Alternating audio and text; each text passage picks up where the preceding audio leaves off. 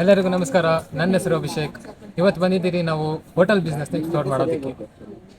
ಈ ಹೋಟೆಲ್ ಬಂದು ಕೋಲಾರದಲ್ಲಿ ಬೆಕೆ ಸರ್ಕಲ್ ಅಲ್ಲಿ ಲೊಕೇಟ್ ಆಗಿರೋದು, ವಿಚ್ ಇಸ್ ನಿಯರ್ ಮೇರಿಯಮ್ಮ ಚರ್ಚ್. ಈ ಹೋಟೆಲ್ ಹೆಸರು ಬಂದ್ಬಿಟ್ಟು ರಾಘವೇಂದ್ರ ದರ್ಶಿನಿ ಅಂತ.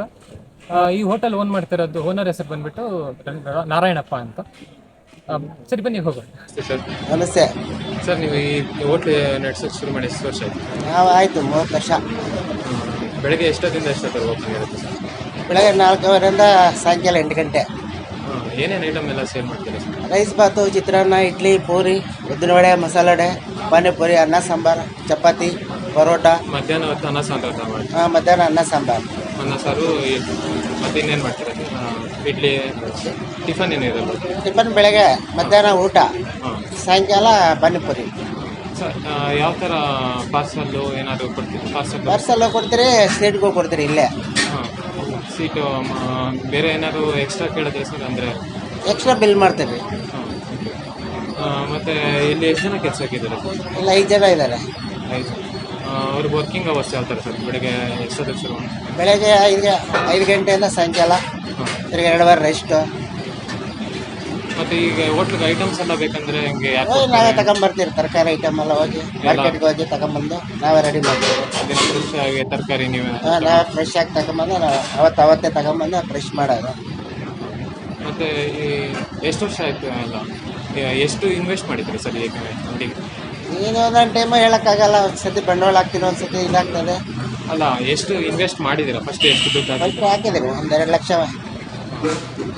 ವ್ಯಾಪಾರ ಅಂದರೆ ಯಾವ ಥರ ಒಂದು ನಂಬರ್ ಹೇಳ್ಬೋದು ಸರ್? ಎಷ್ಟು ವ್ಯಾಪಾರ ಆಗುತ್ತೆ, ಎಷ್ಟು ದುಡ್ಡು ಬರುತ್ತೆ?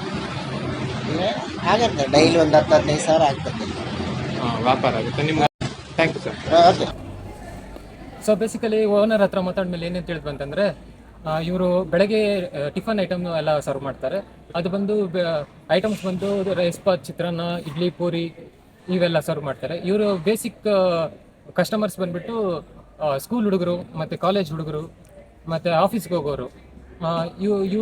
ಇವ್ರ ಮೇನ್ ಫೋಕಸ್ ಬೆಳಗ್ಗೆ ಹೊತ್ತಾಗಿರುತ್ತೆ. ಮತ್ತು ಮಧ್ಯಾಹ್ನ ಬಂದು ಊಟ ಮಾಡ್ತಾರೆ, ಊಟ ಸೇಲ್ ಮಾಡ್ತಾರೆ. ಅದು ಅನ್ನ ಸಾರು, ಮುದ್ದೆ ಮತ್ತು ಚಪಾತಿ ಈ ಐಟಮ್ನ ಸೇಲ್ ಮಾಡ್ತಾರೆ. ಎಲ್ಲ ಅಫೋರ್ಡಿಂಗ್ ಪ್ರೈಸಲ್ಲಿ ಸೇಲ್ ಮಾಡ್ತಾ ಇದ್ದಾರೆ. ಮತ್ತು ಇವ್ರು ಸಂಜೆ ಬಂದ್ಬಿಟ್ಟು ಸ್ನ್ಯಾಕ್ಸ್ ಸೇಲ್ ಮಾಡ್ತಾರೆ. ಸ್ನ್ಯಾಕ್ಸ್ ಬಂದ್ಬಿಟ್ಟು ಪಾನಿಪುರಿ, ಮಸಾಲೆ ಪುರಿ ಮತ್ತು ಬೇಲ್ಪುರಿ ಈ ಥರ ಸ್ನ್ಯಾಕ್ಸ್ನ ಸೇಲ್ ಮಾಡ್ತಾರೆ. ಅದು ಅಷ್ಟೇ, ಎಲ್ಲ ಅಫೋರ್ಡಿಂಗ್ ಪ್ರೈಸಲ್ಲೇ ಇದೆ. ಇನ್ವೆಸ್ಟ್ಮೆಂಟ್ ಬಂದ್ಬಿಟ್ಟು ಇವ್ರದ್ದು ಇನಿಷಿಯಲ್ ಬಂದು 3 ಲಕ್ಷ ಆಗಿದೆ. ಮತ್ತು ಇವರು ಡೈಲಿ ಬಿಸ್ನೆಸ್ ಬಂದ್ಬಿಟ್ಟು 30ರಿಂದ 40 ಸಾವಿರ. ಇವ್ರದ್ದು ಖರ್ಚುಗಳು ಬಂದ್ಬಿಟ್ಟು ರೆಂಟು, ಮತ್ತು ದಿನಕ್ಕೆ ಬೇಕಾಗಿರೋ ದಿನಸಿ ಐಟಮ್ಸು ಮತ್ತು ವೆಜಿಟೇಬಲ್ಸು ಇವೆಲ್ಲ ಖರ್ಚೆಲ್ಲ ತೆಗೆದುಬಿಟ್ಟು ಇವ್ರಿಗೆ ಪ್ರಾಫಿಟ್ ಮಿಗೋದು ಬಂದ್ಬಿಟ್ಟು ಒಂದು 2ರಿಂದ 3 ಸಾವಿರ ರೂಪಾಯಿ ಅಂತೆ. ಆ ಥರ ಲೆಕ್ಕ ಹಾಕಕ್ಕೆ ಹೋದರೆ ಇವರು ಮಂತ್ಲಿ ರೆವೆನ್ಯೂ ಬಂದ್ಬಿಟ್ಟು 50,000 to 55,000 ರೆವೆನ್ಯೂ ಪ್ರಾಫಿಟ್ ಮಾಡ್ತಾರೆ ಇವರು ಬಿಸ್ನೆಸ್ಸಲ್ಲಿ. ಇವ್ರ ಕಸ್ಟಮರ್ಸ್ ಬಂದ್ಬಿಟ್ಟು ರೆಗ್ಯುಲರ್ಸ್ ಆಗಿರ್ತಾರೆ.